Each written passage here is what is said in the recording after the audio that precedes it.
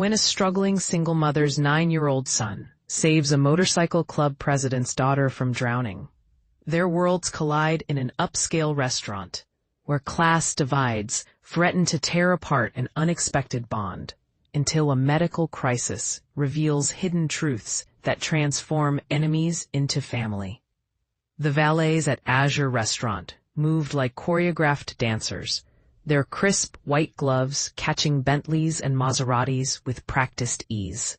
The building rose against the twilight sky, all glass and gold trim, each window a portal into a world Mara Chen had only seen in magazines. She stood on the sidewalk, her hand gripping her son Danny's shoulder, feeling the weight of her second-hand Target dress against her skin.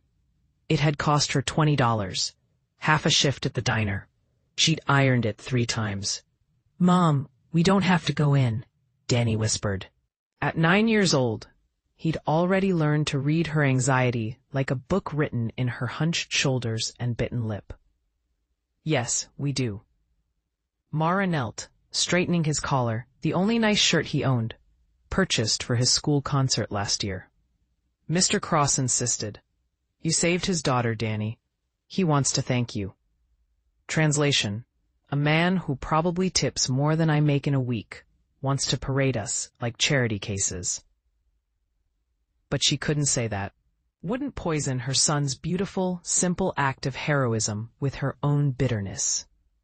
Yesterday, Danny had been walking home from school along the canal path when he heard screaming. Victoria Cross, 7 years old, had broken through the ice while her nanny's attention wandered to her phone. Danny hadn't hesitated, just dropped his backpack and crawled across the cracking ice, distributing his weight, like Mara had taught him during their one winter camping trip.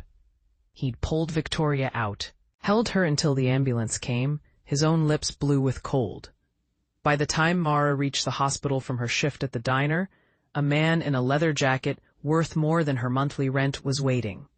Dominic Cross, owner of Cross Industries, leader of the Phoenix Riders, a motorcycle club with a reputation that straddled the line between legitimate business empire and urban legend. He'd knelt in front of Danny, tears streaming down his tattooed face. "You saved my world, son. Everything I have means nothing without her. Name it. Anything." Danny had asked for hot chocolate. Now, 24 hours later, they were here, at Azure, where the wait list was 6 months long, and the appetizers cost what Mara made in a day. The hostess looked up from her podium, her smile freezing like spilled water turning to ice. "Do you have a reservation?" Her eyes traveled from Mara's discount dress to Danny's too short sleeves, cataloging their inadequacy. "We're guests of Dominic Cross," Mara said, hating how defensive she sounded. "Mr. Cross's party?" The hostess's eyebrows climbed. "Of course. This way." They walked through the restaurant like Moses parting the Red Sea, if the Red Sea judged you with every glance. Crystal chandeliers dripped light onto tables, dressed in white linen. The air smelled of money. Truffle oil, aged wine, cologne that cost more per ounce than Mara's perfume cost per bottle. 3 jobs, Mara reminded herself. Diner mornings, data entry afternoons, bar nights. All so Danny can have what I never did. All so he never has to feel small. But here, now, she felt microscopic. The hostess opened a door to a private dining room. Inside, Dominic Cross stood beside a long table, his presence filling the space like smoke.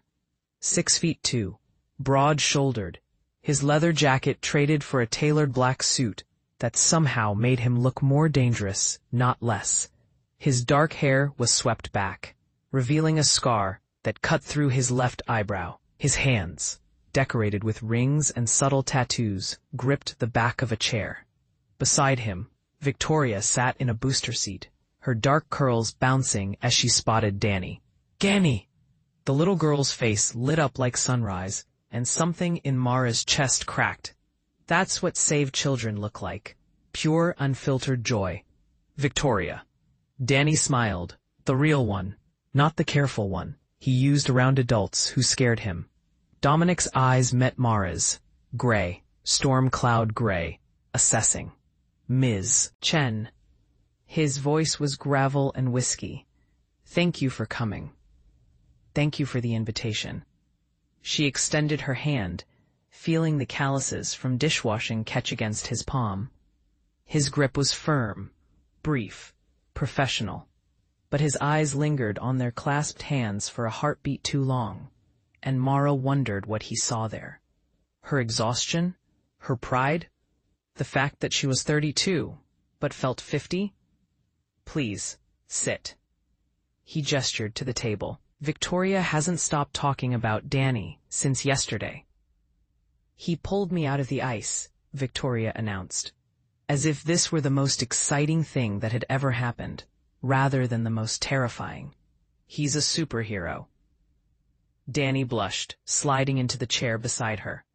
I just did what anyone would do. But you did it, Dominic said quietly, taking his seat across from them. His eyes on Danny held something Mara couldn't quite name. Respect? Hunger? That matters. A sommelier appeared, a man who probably earned more annually than Mara's apartment cost, presenting wine bottles like sacred texts. Dominic ordered something French and expensive, then glanced at Mara. Is that acceptable? As if I know the difference. Of course. Danny and Victoria were already drawing together on the paper tablecloth the staff had laid out, crayons appearing from somewhere. Victoria was explaining her family to Danny. Daddy has motorcycles. Lots and lots. And he knows everyone in the city. And he's really strong. And your daughter is lovely, Mara said, watching the children with a smile that hurt her face. She's my everything. Dominic's voice carried an edge that made Mara look at him. His jaw was tight, his eyes distant. Her mother passed when she was 2. Complications from a surgery that should have been routine. I'm sorry. The words were automatic, but Mara meant them. She knew loss, knew the shape of absence. Danny's father? Dominic asked. Too direct, too fast. Then he seemed to catch himself. Forgive me, that's gone. Mara's voice was flat. He left when Danny was 6 months old. Decided fatherhood wasn't his journey. She couldn't keep the bitterness out. Didn't try. Some journeys you don't get to opt out of. Dominic's expression shifted. Something like recognition. Like he saw her properly for the first time. No, you don't. The door opened, and 3 people entered. A blonde woman in a dress that cost more than Mara's car, a silver-haired man in an Italian suit, and a younger man with the kind of jawline that suggested excellent genetics and better surgeons. Dominic. The blonde's voice was champagne bubbles and practiced warmth. We saw your name on the reservation and thought we'd say hello. You don't mind, do you? Dominic's face became a mask. Elise, Marcus, Justin. Each name was a stone dropping into water. This is a private dinner. Oh, don't be antisocial. Elise's eyes swept over Mara and Danny, pausing with clinical precision on every detail that marked them as other. Who are your friends? The word friends carried weight, doubt, judgment. This is Mara Chen and her son Danny, Dominic said, his voice cooling 20 degrees. Danny saved Victoria's life yesterday. Oh. Elise's hand flew to her chest. Performance perfect. The boy from the canal. How heroic. She turned to Marcus. Darling, didn't I say we should send a gift basket? You did, Marcus confirmed, his eyes never leaving his phone. Jenny's handling it. A gift basket. Mara felt something hot and sharp move through her chest. That's what Danny's courage is worth to them. A gift basket ordered by someone's assistant. A waiter appeared, different from the sommelier, younger, with a face made for modeling and an attitude made for crushing. His name tag read, Sebastian. "Are we adding to the party?" Sebastian asked, his tone suggesting this was a problem. "No," Dominic said firmly. These guests were just leaving. Actually, Elise slid into a chair beside Dominic. "We'd love to join. It's been ages since we caught up, and I want to hear all about this brave little boy." Her smile at Danny was all teeth. Sebastian turned to Mara. "And for you, ma'am, might I recommend the Plix Fix menu? It's our most accessible option." Accessible. Translation, cheap. Translation, for people like you. Mara felt her face heat. "I'll have whatever Mr. Cross recommends."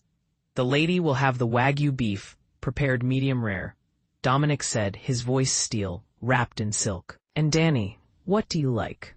"Chicken nuggets," Danny said hopefully, then seemed to realize where he was. "I mean, chicken. Whatever chicken you have." "Chicken nuggets it is," Dominic said, staring at Sebastian with an intensity that made the waiter blink. "The chef can manage chicken nuggets for a child who saved a life, can't he?" "Of course, Mr. Cross." Sebastian's voice was tight, but as he turned away, Mara heard him mutter to another server, "Great, McNuggets at Azure." "So, Mara," Elise said, leaning forward with the intensity of a hunter spotting prey, "what do you do?" "Here it comes. I work several jobs." "Several. How industrious." Elise's smile sharpened. "What kind?" "I'm a waitress, primarily. I also do data entry and bartend on weekends." "3 jobs?" Justin spoke for the first time, his voice carrying surprise that felt like an insult. "Wow. That must be exhausting." "It's what's necessary." Mara kept her voice level, but her hands were fists under the table. "Well," Marcus said, finally looking up from his phone, "at least you're teaching Danny the value of hard work. That's so important. Too many people these days expect handouts." The irony was so thick, Mara could taste it. These people, who'd never missed a meal, never chosen between electricity and groceries, never worn second-hand clothes to hide the fact that they were one emergency away from eviction, lecturing her about work ethic. "Danny's learning plenty," Mara said quietly, "including that heroism doesn't have a price tag." "Oh, absolutely," Elise agreed, missing or ignoring the subtext. "Though, of course, proper recognition matters. Dominic, you should set up a trust fund for the boy. Tax deductible. Good PR." "Victoria is not a PR opportunity," Dominic interrupted, his voice dropping into a register that made everyone at the table freeze. "And Danny is not a charity case. He's a guest. My guest. And if anyone at this table can't treat him and his mother with respect, there's the door."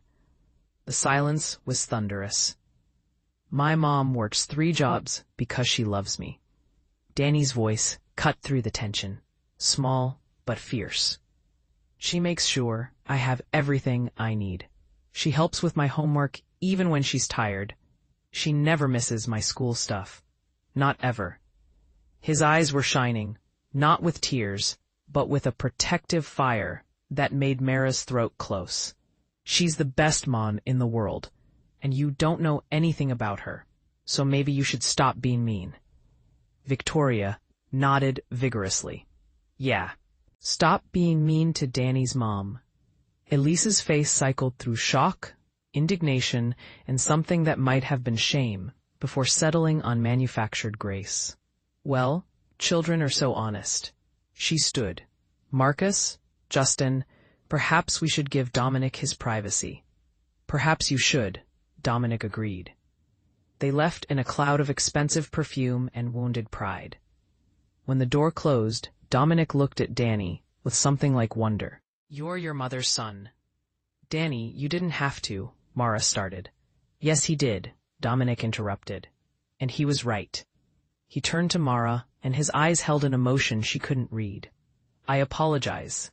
Elise and her circle are toxic. I should have handled it better."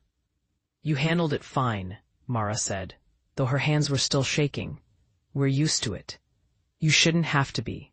His voice was soft, and something in Mara's chest twisted. Victoria, Danny, why don't you two go look at the fish tank in the main dining room? I need to talk to Miss Chen. The children scampered off, and suddenly the room felt smaller, the air thicker. I want to hire you, Dominic said. Excuse me? Mara blinked. As Victoria's nanny, full-time. The woman who was supposed to be watching her yesterday. His jaw clenched. She's been terminated. I need someone I can trust. Someone who understands what matters. Mr. Cross, Dominic, Mara corrected, her heart hammering. I'm not qualified to. You raised Danny, alone, working 3 jobs, and he's brave, kind, and loyal enough to risk his life for a stranger. You're the most qualified person I know. You don't know me. I know enough. He leaned forward, his intensity like a physical force. 60,000 a year. Health insurance. Housing in my guest wing. Danny would attend the same private school as Victoria. Your 3 jobs would become 1. And your son would be safe, protected, would have opportunities. Mara's mind reeled. 60,000. She currently made 32, across all 3 jobs, killing herself for it. Health insurance. Danny's asthma medication alone cost $300 a month, out of pocket. Private school. Danny was brilliant, but his public school was overcrowded, underfunded, losing teachers every semester. This is too much, she whispered. It's not enough, Dominic countered. Your son saved my daughter, my world. I'm not trying to buy you, Miss Chen. I'm trying to give you what you deserve, what Danny deserves. Before Mara could respond, a commotion erupted from the main dining room, shouting. A crash. Dominic was on his feet instantly, Mara right behind him. In the main dining room, a crowd had gathered around a fallen figure. An elderly man, mid-70s, lay on the ground, his face gray, one side of his mouth drooping. His wife knelt beside him, sobbing. Someone call 911, the hostess shrieked. Her composure shattered. Already calling, a diner shouted. Mara pushed through the crowd without thinking, her body moving on instinct. She'd worked as a certified nursing assistant before Danny was born, before the hospital staff job vanished in budget cuts. Some things your body never forgot. She knelt beside the man, her fingers finding his pulse. Thready, fast. His left arm hung at an odd angle. His eyes were open but unfocused. Stroke, she said, her voice cutting through the panic with clinical calm. How long has he been down? 2 minutes? 3? The wife's voice broke. He stood up and collapsed. Okay. Sir, can you hear me? Mara leaned close. Sir, squeeze my hand if you can hear me. No response. She turned to the crowd. I need someone to time this. Someone who can keep calm. I can, Dominic said, crouching beside her, his phone already open to a stopwatch. Mara nodded, her hands already moving, tilting the man's head to keep his airway open, checking his breathing. He's breathing, but labored. Pulse is weak. Someone get me a jacket or blanket. We need to keep him warm, prevent shock. Sebastian appeared with a tablecloth, his earlier arrogance replaced by genuine fear. Mara took it, covering the man gently. The ambulance is 5 minutes out, someone called. Okay, Mara looked at the wife. Ma'am, what's your husband's name? Robert, the woman sobbed. Robert Hutchins. Robert, I'm Mara. You're going to be okay. The ambulance is coming. Your wife is right here, you're not alone. Her voice was steady, warm, the same voice she used when Danny woke from nightmares. Dominic, time? 3 minutes, 40 seconds since collapse. Good. The golden window for stroke intervention is 3 hours, but the sooner he gets to a hospital, the better. She looked at Mrs. Hutchins. Does he take any medications? Blood thinners? Yes, warfarin, for his heart. Good to know. The paramedics will need that information. Mara kept her hand on Robert's pulse, her eyes on his breathing, her entire being focused on this stranger who needed her. The crowd watched in silence, no longer seeing a woman in a Target dress, but a professional, a savior. When the paramedics rushed in, Mara gave them a rapid-fire report. Patient name, estimated time of collapse, symptoms observed, medications, current vitals, as best she could assess.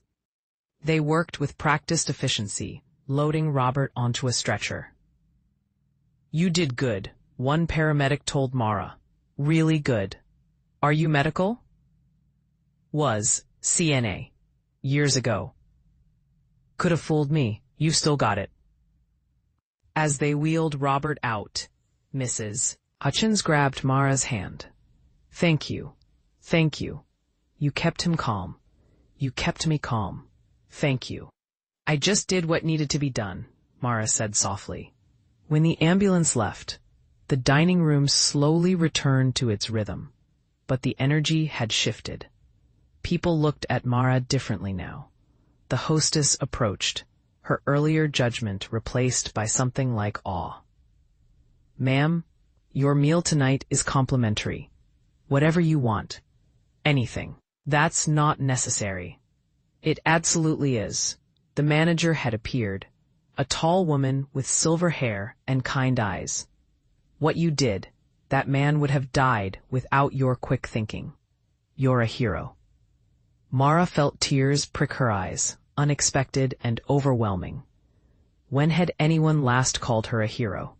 When had anyone last seen her as more than a struggling single mom, a burden, a charity case? She looked over at Danny and Victoria, who'd returned during the commotion, and now stood with Dominic. Danny's face was radiant with pride. Victoria clutched his hand, her eyes wide. And Dominic was staring at her like she'd appeared from thin air, like he was seeing her for the first time, like she was something rare and precious, completely unexpected.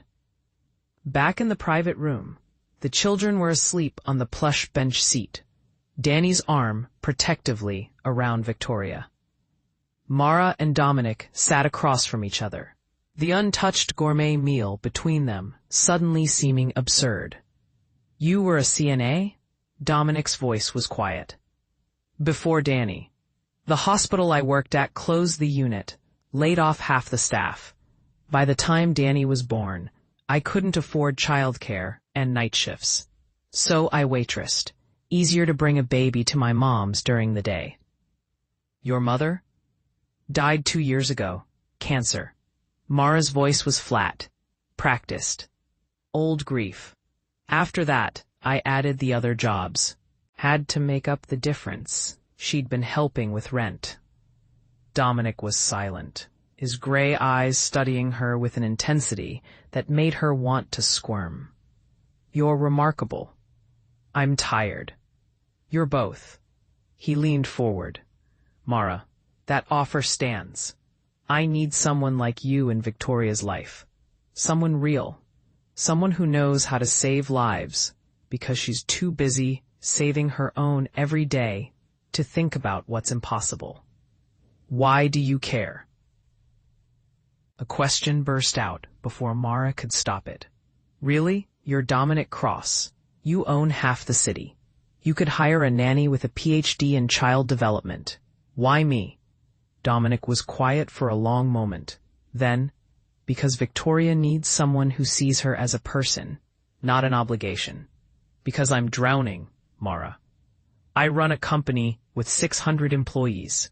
I lead a motorcycle club with 40 members who depend on me for protection, for guidance, for brotherhood. I broker deals worth millions.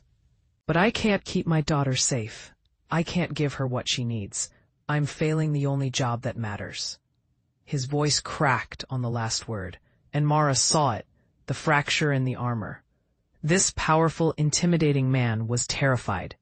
He was a father, alone, desperate. Just like her.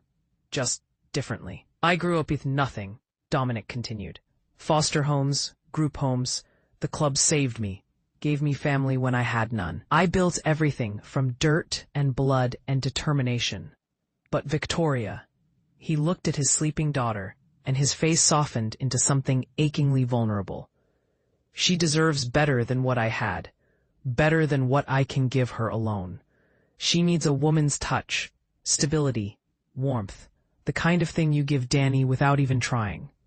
Mara felt something in her chest expand, painful and beautiful.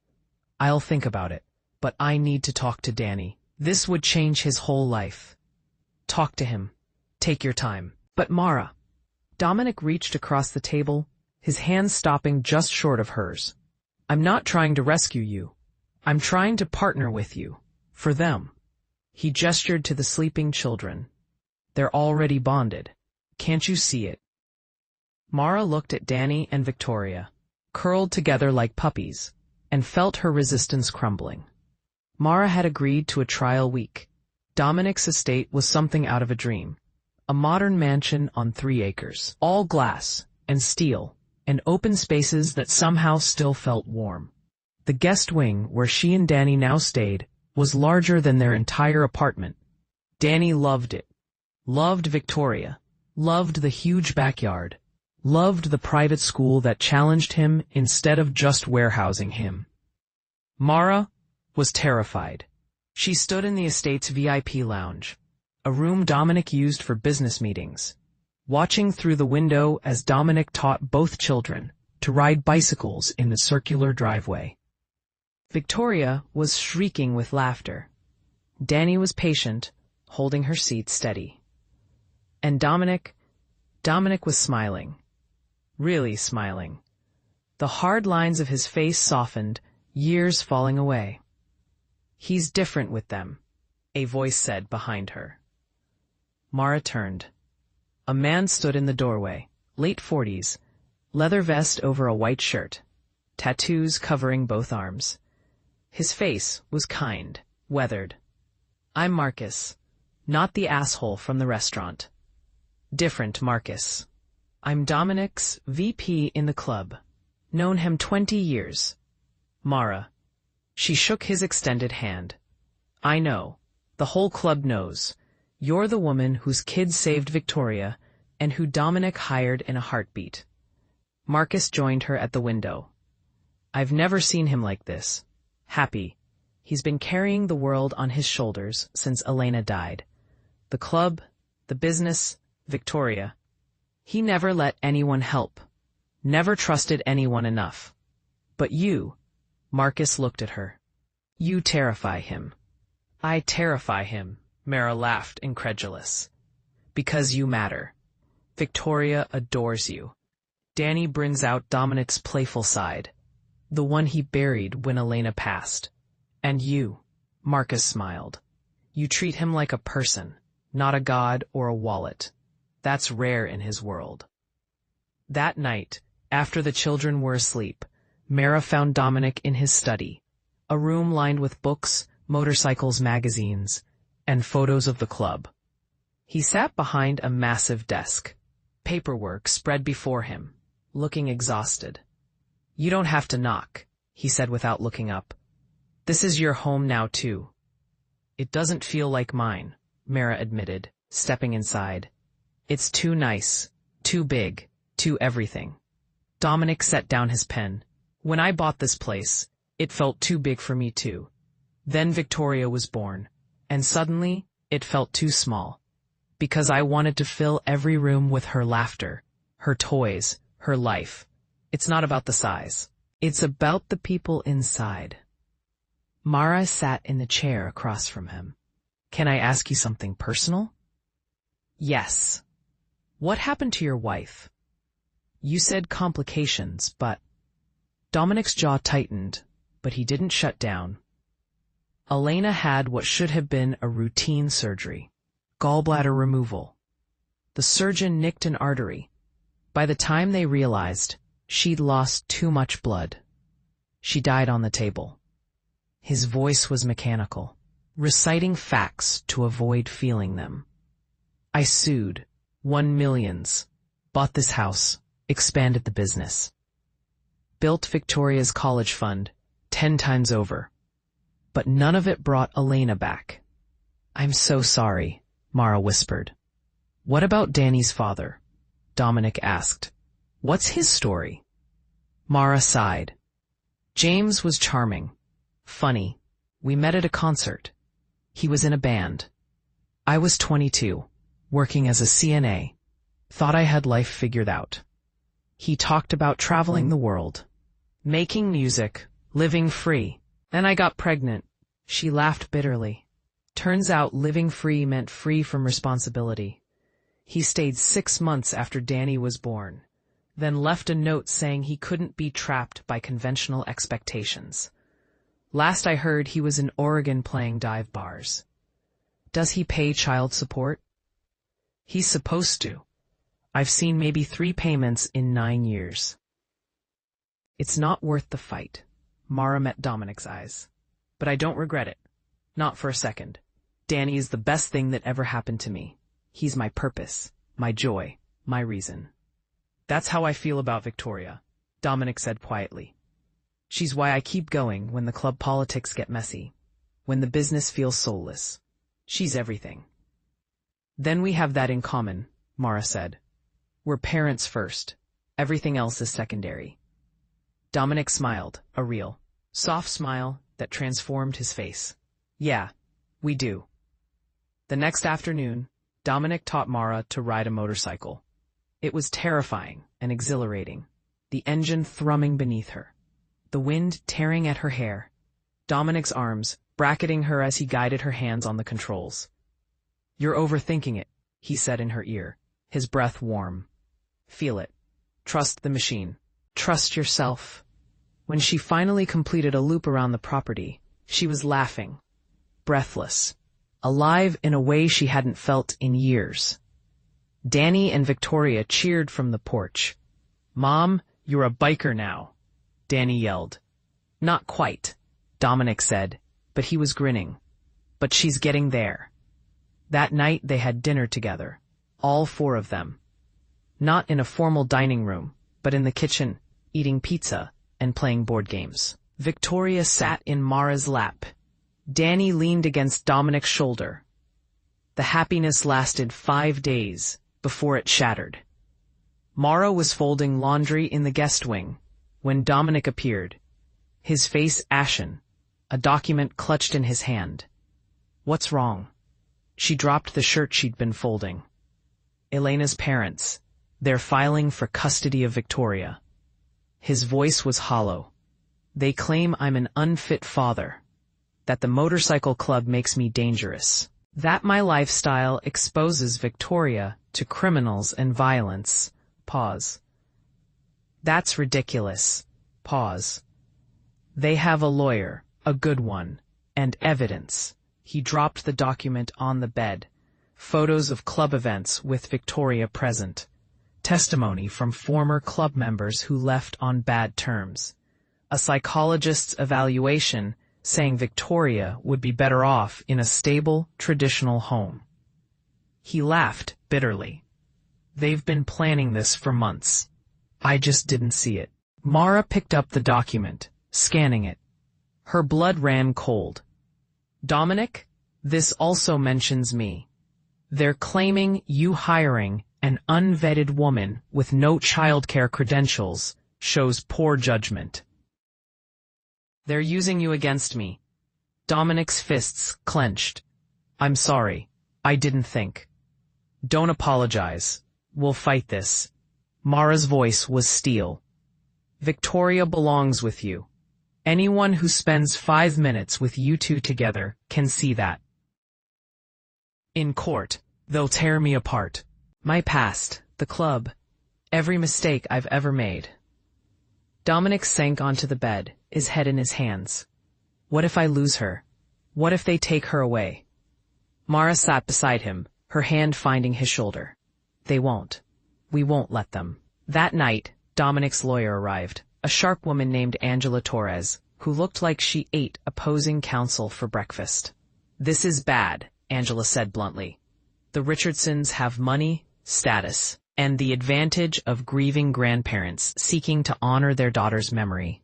Dominic, you have a criminal record." "Misdemeanors from when I was 17, Dominic interrupted. "Shoplifting, trespassing. I was a kid." "And the club," Angela pressed. "The Phoenix Riders have a reputation. Rumors of protection rackets, illegal street racing, connections to organized crime. Even if they're just rumors, the perception." "The club is legitimate," Dominic said firmly. "We're businessmen. We do charity rides. We mentor at-risk youth. But yes, some members have pasts. We don't turn away people trying to start over." Angela sighed. "That's admirable. It's also a liability. They're going to paint you as a criminal raising Victoria in a dangerous environment." "What about me?" Mara asked quietly. Angela turned to her. "You're a wild card. On one hand, you're a struggling single mother with a heroic son. That plays well. On the other, you've only been working for Dominic a week. They'll argue you're unqualified, that this is a reckless decision showing poor judgment." "So we're screwed," Dominic said flatly. "Not necessarily," Angela leaned forward. "We need character witnesses. People who can speak to your parenting, your stability, your bond with Victoria. We need to show the court that Victoria is thriving.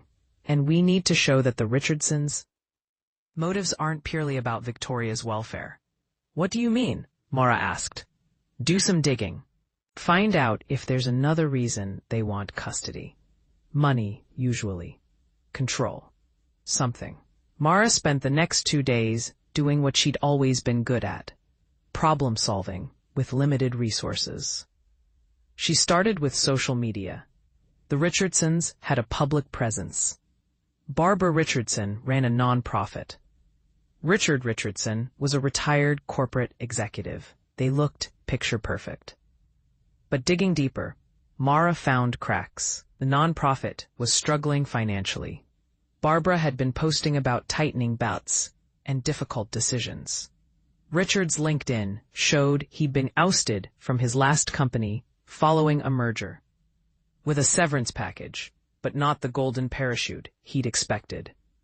Then Mara found the key, a news article from 3 years ago. The Richardsons had tried to gain guardianship of another grandchild, Elena's sister's daughter. That case had been settled out of court, with the Richardsons receiving a trust fund disbursement meant for the child's care. "They're doing this for money," Mara told Dominic, spreading her findings across his desk. "Victoria has a trust fund from Elena. The Richardsons must be in financial trouble. If they get custody, they can access it as her guardians." Dominic stared at the evidence, his face hardening. "They're using their own granddaughter as a meal. Continue. 0926 ticket. We need to prove it." The custody hearing was scheduled for the following week. But 3 days before it, Mara got a call from Danny's school. "Miss Chen, there's been an incident. Danny's father is here. He's demanding to see him." Mara's blood turned to ice. "Don't let him near Danny." "I'm coming right now." She drove like the devil was chasing her, Dominic in the passenger seat. He'd insisted on coming. At the school, James stood in the office, looking older but unchanged. Shaggy hair, vintage band t-shirt, charming smile that didn't reach his eyes. "Mara," he spread his arms like they were old friends. "Look at you. Living large now, huh? Heard you're working for Dominic Cross. Nice upgrade." "What do you want, James?" Mara's voice was ice. "Period. To see my son? Is that a crime? You haven't seen him in 3 years. Haven't paid support in longer. You have no rights here." "Actually," James pulled out a document. "I do. I filed for partial custody. My lawyer says with your new living situation, shacking up with some biker, the court might look favorably on providing Danny a stable 2-parent home with me and my fiancé." Mara felt the world tilt. You're doing this for money. The Richardsons are paying you, aren't they? James's smile slipped. I don't know what you're talking about. Yes, you do. Dominic stepped forward, his presence filling the space. Barbara Richardson contacted you, offered you cash to file for custody, to make Mara look unstable, to help their case against me. Prove it, James said. I will, Dominic promised, his voice deadly calm. The custody hearing arrived like a storm. The courtroom was packed. Dominic's club members, friends, even some of the restaurant staff from Azure who'd witnessed Mara saving Robert Hutchins. The Richardsons' lawyer opened strong, painting Dominic as reckless, violent, unfit. They showed photos of club events, read testimonies from ex-members claiming illegal activities. Then it was Angela's turn. Your Honor, I'd like to call Victoria Cross to the stand. There was a murmur. Victoria, 7 years old, walked to the witness box, her eyes finding Dominic. Victoria, Angela said gently, can you tell us about your dad? He's the best daddy in the world, Victoria said simply. He makes me breakfast. He helps with my homework. He reads to me every night. He never misses my dance recitals, and he loves me so much. What about Miss Chen? Mara? Victoria's face lit up. She's amazing. She teaches me things. She's kind. She makes my dad happy. And her son Danny saved my life. Do you want to live with your grandparents? Victoria's face crumpled. I love Grandma and Grandpa. But I want to live with my daddy. Please don't take me away from my daddy. There wasn't a dry eye in the courtroom. Then Angela called Mara. Ms. Chen, the opposing counsel claims you're unqualified to care for Victoria. Can you respond to that? I'm a mother, Mara said simply. I've spent 9 years raising my son alone, working 3 jobs to provide for him. I taught him kindness, bravery, compassion. And when Victoria needed someone to be present, to be reliable, to be loving, I showed up. Not because Dominic is paying me, because it's the right thing to do. And your relationship with Mr. Cross? Professional. He's my employer. He's also become a friend. But primarily, we're parents trying to do right by our children. Finally, Angela presented the evidence Mara had found, the Richardsons' financial troubles, their history of using grandchildren for monetary gain, the connection to James. The Richardsons don't want custody because they love Victoria, Angela argued. They want custody because they need Victoria, her trust fund. That's not love. That's exploitation. The judge took an hour to deliberate. When she returned, her face was grave. This case has been difficult, she began. The Richardsons clearly love their granddaughter, but custody decisions must be based on the child's best interests, not the adult's needs or desires. Mara held her breath. The evidence shows that Victoria is thriving in Mr. Cross's care. She's happy, healthy, and loved. While Mr. Cross's past is imperfect, people are allowed to grow and change. The claims of unfitness are not supported by current evidence. Furthermore, the financial motivations suggested by Ms. Torres's investigation raise serious concerns about the Richardsons' true intentions. Dominic's hand found Mara's, squeezing hard. Therefore, I'm denying the Richardsons' petition. Custody of Victoria Cross remains with her father, Dominic Cross. Furthermore, I'm ordering a full audit of the trust fund to ensure its proper management.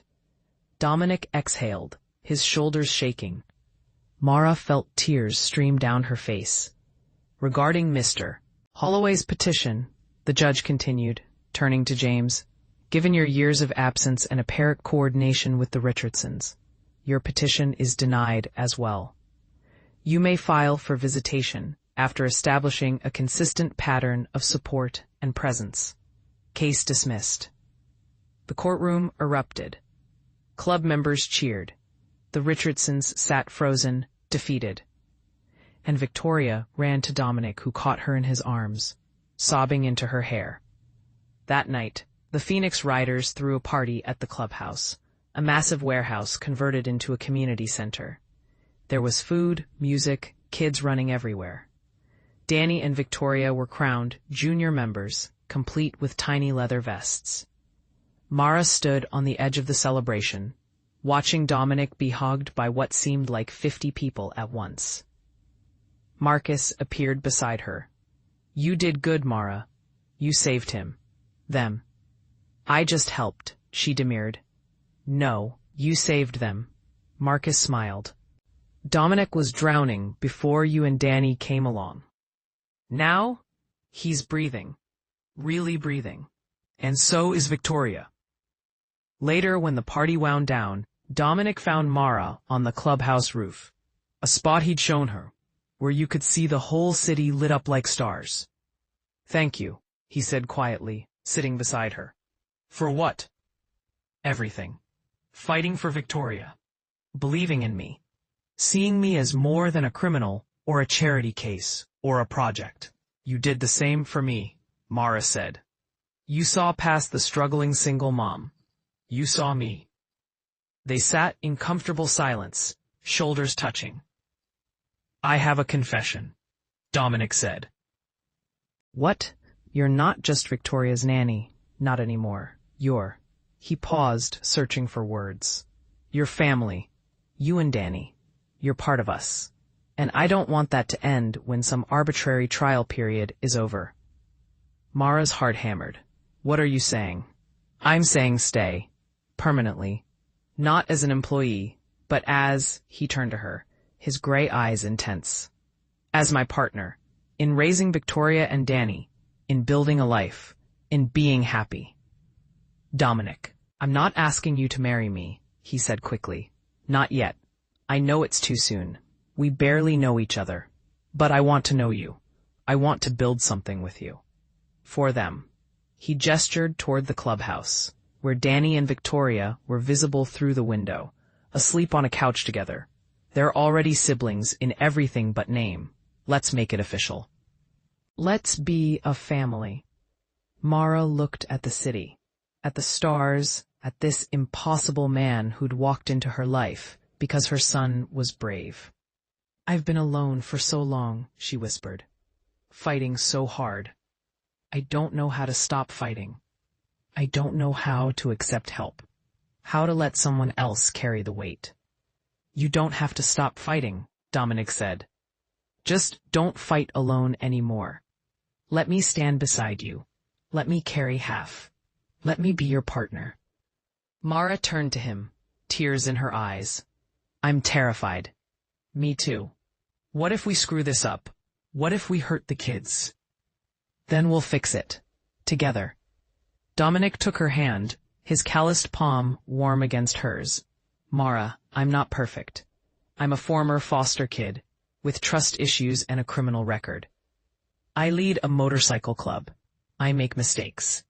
But I'm good at one thing. I fight for the people I love. And He paused. "I'm falling for you.